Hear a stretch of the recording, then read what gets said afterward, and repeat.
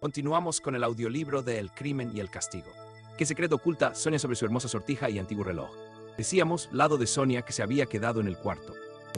Al mismo tiempo la miraba con aire tranquilo. La jovencita advirtió con sorpresa que el semblante de su interlocutor se había esclarecido de repente. Durante algunos instantes Raskolnikov la miró en silencio. Tenía ahora a su memoria lo que Marmeladov le había contado de su hija. Oye, el asunto de que quería hablarte, prosiguió el joven tomando del brazo a Razumikin y llevándoselo a un ángulo del aposento. De modo que puedo decir a Catalina Ivanovna que irá usted. Al decir esto, Sonia se dispuso a salir. Voy con usted enseguida, Sofía Semenovna. Nosotros no tenemos secretos y usted no nos molesta. Tengo que decirle dos palabras. Interrumpiéndose bruscamente, se dirigió a Razumikin. ¿Tú conoces a ese? ¿Cómo se llama? Así ahora caigo. A Porfirio Petrovich. Si le conozco, es pariente mío. ¿Por qué me lo preguntas?, repuso Razumikin. ¿No me dijiste ayer que instruía a esa sumaria del asesinato? ¿Y qué?, insistió Razumikin, sorprendido por el sesgo que tomaba la conversación. Me dijiste también que interrogaba a las personas que han empeñado alhajas en casa de la vieja, y como yo he empeñado alguna cosa, que no merece la pena de que se hable de ella. La sortija que me dio mi hermana cuando vine a San Petersburgo y un reloj de plata que perteneció a mi padre. Esos objetos no valen 5 rublos, pero tienen para mí el valor del recuerdo. ¿Qué debo hacer ahora? No quiero que se pierdan. Temblando estaba hace un momento, temeroso de que mi madre quisiera verlo cuando se hablaba del reloj de Dunia. Es la única cosa que habíamos conservado de mi padre. Si se hubiese perdido, mi madre tendría un verdadero disgusto a las mujeres. Dime pues lo que debo hacer. Ya sé que es necesario prestar una declaración ante la policía, pero ¿no será mejor que me dirija a Porfirio Petrovich? ¿Qué te parece? Me corre prisa a arreglar este asunto. Ya verás cómo antes de comer me preguntará mi madre por el reloj. No es a la policía a quien hay que acudir, sino a Porfirio Petrovich, exclamó Razumikin extremadamente agitado. Oh, qué contento estoy. Podemos ir enseguida, vive a 2 pasos de aquí, seguro estoy de que le encontraremos. Sea, vamos, te alegrará mucho de conocerte. Le he hablado muchas veces de ti. Ayer sin ir más lejos. Vamos, de modo que tú conocías a la vieja. A todos se explica admirablemente. Seida, Sofía Ivanovna. Sofía Semenovna, rectificó Raskolnikov, y dirigiéndose a la joven añadió, mi amigo Razumikin, excelente persona. Y usted tiene que salir, comenzó a decir Sonia, a quien esta presentación había dejado aún más confusa y que no se atrevía a levantar los ojos para mirar a Razumikin. Vamos, dijo Raskolnikov, yo pasaré por su casa, Sofía Semenovna. Dígame sus señas. Pronunció estas palabras no con cortedad, sino con cierta precipitación y evitando las miradas de la joven. Esta dio sus señas, no sin ruborizarse. Los 3 salieron juntos. ¿O cierras la puerta?, preguntó Razumikin mientras bajaban la escalera. Nunca. 2 años hace que estoy pensando comprar una cerradura. Felices aquellos que no tienen nada que guardar bajo llave, añadió alegremente dirigiéndose a Sonia. Se detuvieron en el umbral de la puerta de la calle. Usted va por la derecha, Sofía Semenovna. Dígame usted cómo ha podido dar con mi habitación. Veíase bien claro que lo que decía no era lo que quería decir. No se cansaba de contemplar los dulces y claros ojos de la joven. Pero si dio usted sus señas a Polenka. ¿Qué Polenka? Sí, la niña. Es hermanita de usted. De modo que le di mis señas. Lo había usted olvidado. No, me acuerdo. Yo había oído hablar de usted al difunto. Pero no sabía su nombre. Ni tampoco él lo sabía. Ahora he venido y como ya conocía su nombre he preguntado. Es aquí donde vive el señor Raskolnikov. Adiós. Ya le diré a Catalina Ivanovna. Ignoraba que ocupaba usted un cuarto amueblado. Muy contenta de poder irse, Sonia se alejó con paso rápido sin levantar la vista. Faltaba tiempo para llegar a la primera esquina de la calle a la derecha, a fin de sustraerse a las miradas de los jóvenes y reflexionar sin testigos sobre todos los incidentes de esta visita. Jamás había experimentado nada semejante, todo un mundo ignorado surgía confusamente en su alma. Recordó de pronto que Raskolnikov le había manifestado espontáneamente su intención de ir a verla aquel mismo día, quizá aquella misma mañana, tal vez dentro de un momento. Ojalá no venga hoy, murmuró angustiada. Dios mío, en mi casa, en aquella habitación, y vería, Dios mío, Dios mío. Estaba demasiado preocupada para notar que desde su salida de la casa había sido seguida por un desconocido. El momento en que Raskolnikov, Razumikin y Sonia se habían detenido en la acera para hablar breves instantes, la casualidad hizo que aquel señor pasase al lado de ellos. Las palabras de la joven, he preguntado si vive aquí el señor Raskolnikov, llegaron furtivamente a oídos del desconocido y le hicieron estremecerse. Miró disimuladamente a los 3 interlocutores y en particular a Raskolnikov, a quien Sonia se había dirigido, y le examinó después la cara para poder reconocerle en caso de necesidad. Todo esto fue hecho en un abrir y cerrar de ojos y de un modo que no pudiera infundir sospechas, después de lo cual el señor se alejó acortando el paso como si Hubiera seguido a alguien. Era a Sonia a quien esperaba. Bien pronto la vio despedirse de los dos jóvenes y encaminarse a su casa. ¿Dónde vive? Yo he visto esta cara en alguna parte. Menester que lo averigüe. Cuando hubo llegado a la esquina de la calle, pasó a la otra acera, se volvió y advirtió que la joven marchaba en la misma dirección que él. Sonia no se daba cuenta de que la seguían y la observaban. Cuando llegó a la esquina, la joven la dobló y el desconocido continuó siguiéndola, andando por la acera opuesta y sin perderla de vista. Al cabo de 50 pasos atravesó la calle, alcanzó a Sonia y marchó detrás de ella a una distancia de 5 pasos. Era un hombre de unos 50 años, pero muy bien conservado y que representaba mucha menos edad. Era alto, fuerte y algo cargado de espalda. Vestido de una manera tan cómoda como elegante y con guantes nuevos, llevaba en la mano un buen bastón que hacía sonar a cada paso sobre la acera. Todo en su persona delataba un hombre distinguido. Su ancho rostro era bastante agradable. Al mismo tiempo el brillo de su tez y sus rojos labios no permitían tomarle por un petersburgués. Sus cabellos muy espesos eran excesivamente rubios y apenas empezaban a encanecer. La barba larga, ancha y bien cuidada tenía todavía un color más claro que sus cabellos. La mirada de sus ojos azules era fría, seria y fija. El desconocido tuvo bastante tiempo para observar que la joven iba distraída y absorta. Al llegar delante de su casa franqueó el umbral. El señor que la seguía continuó detrás de ella un poco asombrado. Después de entrar en el zaguán, Sonia tomó por la escalera de la derecha que conducía a su habitación. Va, dijo para sí el señor y subió también.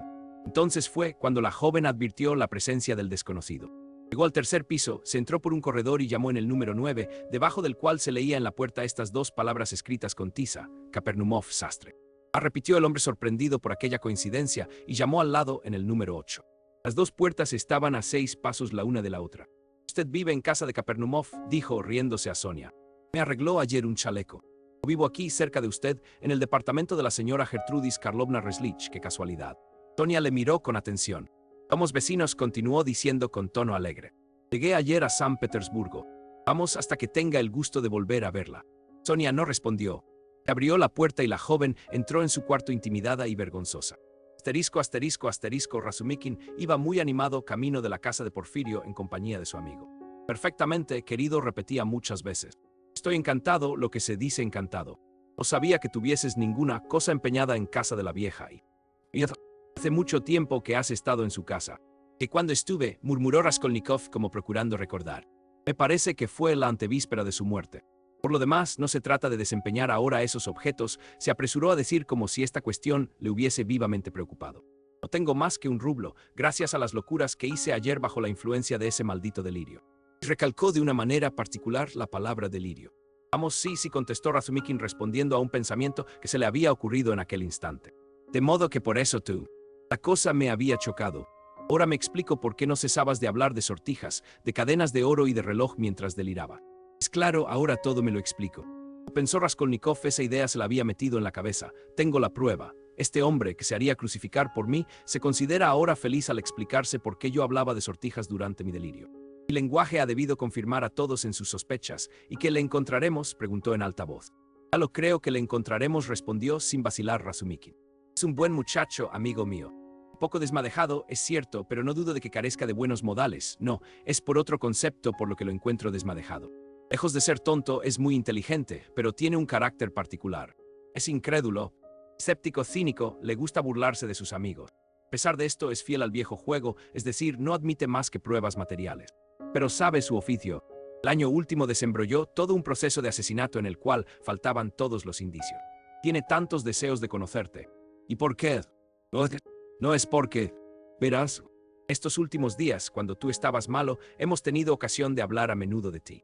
Asistía a nuestras conversaciones y cuando supo que tú eras estudiante de Derecho y que te habías visto obligado a dejar la universidad, dijo, qué lástima, yo he deducido de aquí. Es decir, yo no me fundo solamente en esto, sino en otras cosas. Ayer Sametov, Yeme Raskolnikov, cuando ayer te acompañaba estaba borracho y hablaba sin ton ni son, temo que hayas tomado mis palabras demasiado en serio. ¿Qué es lo que me dijiste? Que me tienen por loco. Caso tengas razón, respondió Raskolnikov con sonrisa forzada. Se callaron. Razumikin estaba radiante de júbilo y Raskolnikov lo advertía con cólera. Lo que su amigo acababa de decirle acerca del juez de instrucción no dejaba de inquietarle. Lo esencial es saber, pensó Raskolnikov, si Porfirio tiene conocimiento de mi visita ayer a casa de la bruja y de la pregunta que hice acerca de la sangre. Es preciso, ante todo, que yo compruebe esto. Preciso desde el primer momento, desde mi entrada en su despacho, que lo lea sobre su rostro. De otro modo, aunque me pierda, seré sincero. ¿Sabes una cosa?, dijo bruscamente dirigiéndose a Razumikin con maliciosa sonrisa. Me parece que desde esta mañana estás muy agitado. No es verdad. No, de ninguna manera, respondió Razumikin contrariado. No me engaño, amigo mío. Hace poco estabas sentado en el borde de una silla, lo que nunca te ocurre. Parecía que te hallabas sobre pinchos, te sobresaltabas a cada instante. Tu humor variaba sin cesar. Tan pronto te ponías colérico, tan pronto dulce como la miel. Hasta te ruborizabas. Sobre todo cuando te invitaron a comer, te pusiste del color de la grana. ¡Qué absurdo! ¿Por qué dices eso? Sabes que tienes timideces de colegial. ¡Demonios! Te pones otra vez colorado. Eres insoportable. Pero ¿por qué esa confusión, Romeo? Deja ser, yo lo contaré todo hoy en alguna parte, ja, ja, ja. ¿Cómo se va a reír mi madre y otra persona? Escucha, escucha, déjate de bromas y diablo, murmuró Razumikin helado de terror. ¿Qué le vas a contar? Diga, qué puerco eres. Estás hecho una verdadera rosa de primavera. Y si supieses que bien te sienta eso. Un Romeo de 2 archinas y 12 berchó. Pero vamos, veo que te has lavado hoy y te has cortado las uñas. ¿Cuánto tiempo te has estado arreglando? Calle, si hasta creo que te has dado pomada. Baja la cabeza para que te huela. Indecente. Raskolnikov soltó la carcajada, y esta hilaridad que el joven, en apariencia, no podía dominar, duraba aún cuando llegaron a casa de Porfirio Petrovich. Desde el cuarto podían oírse las risas del visitante en la antesala. Esto era precisamente lo que quería Raskolnikov. Si dices una palabra, te reviento, murmuró Razumikin furioso, agarrando por un brazo a su amigo. Raskolnikov entró en el despacho del juez de instrucción, con la fisonomía de un hombre que hace todo lo posible para estar serio y solo lo consigue a media. Tras de él entró disgustado Razumikin y más rojo que un pavo, con el semblante alterado por la cólera y por la vergüenza. La figura desgarbada y la cara mohína de este mocetón eran bastante chuscas para justificar la hilaridad de su compañero. Porfirio Petrovich, en pie en medio de la habitación, interrogaba con la mirada a los dos visitantes. Raskolnikov se inclinó ante el dueño de la casa, cambió con él un fuerte apretón de manos y fingió hacer un violento esfuerzo para ahogar su deseo de reír, mientras que decía su nombre y clase. Acababa de recobrar su sangre fría y de balbucear algunas palabras, cuando en medio de la presentación sus ojos se encontraron por casualidad con Razumikin, y entonces no pudo contentarse y su seriedad se trocó en una carcajada, tanto más ruidosa cuanto más comprimida. Razumikin sirvió a maravilla los propósitos de su amigo, porque aquel desatinado reír le hizo montar en cólera, lo que acabó de dar a toda la escena apariencia de franca y natural alegría. ¡Ah, bribón!, vociferó con tan violento ademán que derribó un veladorcito sobre el cual estaba un vaso que había contenido té. Señores, ¿por qué me echan ustedes a perder el mobiliario? Es un perjuicio que causan ustedes al Estado, exclamó alegremente Porfirio Petrovich. Raskolnikov se reía con tantas ganas que durante algunos momentos se olvidó de retirar la mano de la del juez de instrucción, pero hubiera sido poco natural dejarla más tiempo. Así es que la separó en el momento oportuno para dar la mayor verosimilitud posible al papel que representaba. Razumikin, por su parte, se hallaba más confuso que al principio, a causa de haber tirado el velador y roto el vaso. Después de haber contemplado con aire sombrío las consecuencias de su arrebato, se dirigió a la ventana, y allí, dando la espalda al público, se puso a mirar por ella, más sin ver nada. Porfirio Petrovich se reía por cortesía, pero evidentemente aguardaba explicaciones. En un rincón, sentado en una silla, estaba Sametov. Al entrar los visitantes se había levantado a medias, tratando de sonreír. Sin embargo, no parecía engañado por esta escena y observaba a Raskolnikov con curiosidad particular. Este último no había esperado encontrar allí al polizonte, y su presencia le causó una desagradable sorpresa. Y hay una cosa con la que no contaba, pensó. Perdóneme usted, se lo suplico, dijo alto, con cortedad fingida Raskolnikov. Me proporcionan ustedes un placer. Han entrado de un modo tan divertido. Se no quiere dar los buenos días, añadió Porfirio Petrovich, indicando con un movimiento de cabeza a Razumikin. No sé por qué se ha enfurecido conmigo. Le he dicho solamente en la calle que se parecía a Romeo. Se lo he demostrado, y no ha pasado más. Imbécil, gritó Razumikin sin volver la cabeza. Debido de tener motivos más graves para tomar tan a mal una burla insignificante, observó, riendo Porfirio Petrovich. Ya apareció el juez de instrucción. Siempre investigador. Todos al diablo, replicó Razumikin, y echándose a reír y recobrando súbitamente su buen humor, se acercó a Porfirio Petrovich. Basta de tonterías y a nuestro asunto. Presento a mi amigo Rodion Romanovich Raskolnikov, que ha oído hablar mucho de ti y desea conocerte. Tiene, además, que hablarte de una cosa. Sametov, ¿por qué diantre estás aquí? De modo que os conocíais, y desde cuándo. ¿Qué quiere decir esto?, se preguntó con inquietud Raskolnikov. La pregunta de Razumikin pareció molestar algo a Sametov, sin embargo, se repuso enseguida. Fue ayer en su casa, cuando nos conocimos, dijo con desenvoltura. Vamos, entonces ha sido la mano de la providencia la que ha arreglado todo esto. Figúrate, Porfirio, que la semana pasada me había manifestado vivos deseos de que te lo presentase, pero, según se ve, no habéis tenido necesidad de mí. ¿Tienes tabaco?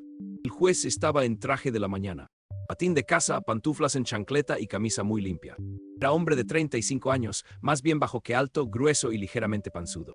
No llevaba barba ni bigote y tenía los cabellos cortados al rape. Su cabeza, gruesa y redonda, presentaba una redondez particular en la región de la nuca. Su rostro gordinflón, también redondo y un poco aplastado, no carecía ni de vivacidad ni de alegría, aunque la tez, de un color amarillento oscuro, estaba lejos de indicar buena salud. Se hubiera podido encontrar en él hasta cierta candidez, si no hubiera sido por los ojos que, velados por pestañas casi blancas, parecían estar siempre guiñados, como si hicieran signos de inteligencia a alguien. La mirada de estos ojos daba un extraño matiz al resto de la fisonomía. A primera vista, el físico del juez de instrucción ofrecía cierta semejanza con el de un campesino, pero esta ilusión no engañaba por mucho tiempo al observador inteligente. Cuando oyó que Raskolnikov tenía que tratar con él de un negocio, Porfirio Petrovich le invitó a que se sentase en el diván, tomando el asiento en el otro extremo y poniéndose con gran celo a su disposición. De ordinario nos sentimos un poco molestos cuando un hombre, a quien apenas conocemos, manifiesta una gran curiosidad por oírnos, y nuestra cortedad aumenta cuando el objeto de que vamos a hablarle es a nuestros propios ojos de poca importancia. Sin embargo, Raskolnikov pudo, en cortas y precisas palabras, exponer su deseo y observar al mismo tiempo, mientras hablaba a Porfirio Petrovich. Este, por su parte, no le quitaba los ojos de encima. Razumikin, sentado enfrente de él, escuchaba con impaciencia y sus miradas iban sin cesar de su amigo al juez de instrucción y viceversa, cosa que pasaba a los linderos de lo natural. Ese imbécil, decíase interiormente Raskolnikov. Es preciso hacer una declaración a la policía, respondió con indiferencia Porfirio Petrovich.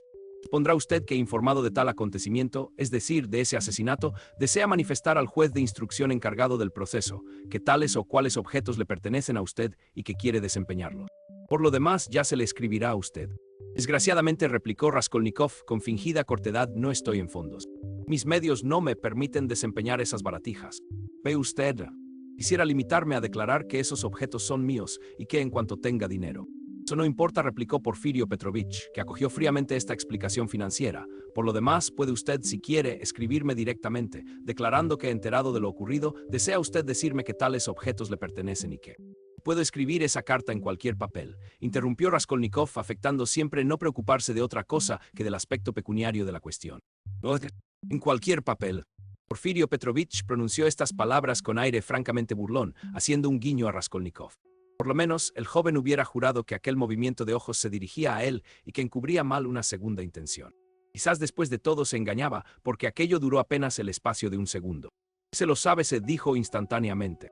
Perdóneme usted haberle molestado por tan poca cosa, añadió bastante desconcertado. Esos objetos valen en junto 5 rublos, pero tienen para mí especial valor y confieso que tuve mucha inquietud cuando supe. Por esto te pusiste tan alterado ayer al oírme decir a Zosimov que Porfirio Petrovich interrogaba a los propietarios de los objetos empeñados, recalcó con intención evidente Razumikin. Era demasiado. Raskolnikov no pudo contenerse y lanzó sobre aquel inadvertido hablador una mirada relampagueante de cólera. Mas, comprendiendo enseguida que acababa de cometer una imprudencia, trató de repararla. Parece que te burlas de mí, amigo mío, dijo a Razumikin con aire ofendido. Conozco que me preocupo, quizá demasiado, de cosas muy insignificantes a tus ojos, pero esto no es una razón para mirarme como un hombre egoísta y avaro. Estas miserias pueden tener valor para mí. Como te decía hace un momento, ese reloj de plata, que apenas vale un groch, es lo único que me queda de mi padre. Búrlate cuanto quieras, pero mi madre ha venido a verme, y al decir esto se volvió hacia el juez, y si supiese, continuó de nuevo dirigiéndose a Razumikin poniendo la voz todo lo temblorosa que pudo, si supiese que no tengo el reloj, te aseguro que la pobre sentiría un nuevo disgusto. Oh, las mujeres. ¿Pero qué dices? No me has entendido. Has interpretado mal mi pensamiento, protestaba Razumikin todo acongojado. ¿Habré hecho bien? ¿Habré forzado demasiado la nota?, se preguntaba ansiosamente Raskolnikov. ¿Por qué habré dicho yo las mujeres? ¿Ha venido su madre de usted?, preguntó Porfirio Petrovich. Sí. ¿Cuándo ha llegado? Ayer noche. El juez de instrucción se quedó callado un momento como si reflexionase. Los objetos que le pertenecen no hubieran podido extraviarse jamás, repuso con tono tranquilo y frío. Desde hace tiempo esperaba yo la visita de usted. Al decir esto aproximó vivamente el cenicero a Razumikin, que sacudía implacablemente sobre el tapete su cigarro. Raskolnikov se estremeció, pero el juez de instrucción no pareció advertirlo, ocupado como estaba en preservar el tapete. ¿Cómo? Esperaba su visita, de modo que sabías que había empeñado algunas cosas. Sin responder, Porfirio Petrovich se dirigió a Raskolnikov. Las alhajas de usted, una sortija y un reloj, se encontraban en casa de la víctima envueltas en un pedazo de papel en el cual estaba completamente legible, escrito con lápiz, el nombre de usted con la indicación del día en que se habían empeñado esos objetos. Memoria tiene usted para todas estas cosas, dijo Raskolnikov con sonrisa forzada, procurando sobre todo mirar con serenidad al juez de instrucción. No pudo, sin embargo, contenerse y añadió bruscamente: digo esto porque deben de ser muchos, sin duda, los dueños de objetos empeñados y debe de costarle a usted, me parece a mí, mucho trabajo recordarlos a todos, pero veo por el contrario que no olvida usted ni a uno. Estúpido, idiota, ¿qué necesidad tenías de añadir esto? Es que casi todos se han dado ya a conocer y usted no se había presentado aún, respondió Porfirio con un dejo casi imperceptible de burla. No me encontraba muy bien. Lo he oído decir. Se me ha dicho que estaba usted muy enfermo. Todavía está usted pálido. No, no estoy pálido. Al contrario, me siento muy bien, respondió Raskolnikov con tono brutal y violento. Sentía hervir en él una cólera que no podía dominar. El arrebato va a hacerme cometer alguna tontería, pensó. Pero ¿por qué me exasperan? Que no se sentía muy bien, vaya un eufemismo, exclamó Razumikin. La verdad es que hasta ayer ha estado casi sin conocimiento. ¿Lo creerías, Porfirio? Ayer, pudiendo apenas sostenerse sobre las piernas, aprovechando un momento en que Zosimov y yo acabábamos de dejarle, se vistió, salió de su casa y estuvo vagando hasta medianoche, Dios sabe por dónde. Estando en completo delirio, puedes imaginarte una cosa semejante. Es un caso de los más notables. Estado completo de delirio, dijo Petrovich con el movimiento de cabeza propio de los campesinos rusos. Es absurdo, ¿verdad? Por lo demás, yo no tengo necesidad de decirle a usted esto. La convicción de usted está formada, dejó escapar Raskolnikov, cediendo a un arrebato de cólera, pero Porfirio Petrovich no pareció fijarse en estas extrañas palabras. ¿Cómo habías de haber salido tú si no hubieses estado delirando?, dijo exaltándose Razumikin. ¿Para qué semejante salida? ¿Con qué objeto? Y sobre todo, ¿por qué escapar así ocultándote? Has de convenir conmigo en que tenías perturbadas tus facultades mentales. Te lo digo así muy clarito, ahora que el peligro ha pasado. Mañana seguimos con la siguiente parte de este audiolibro. No olvides suscribirte para no perdértela.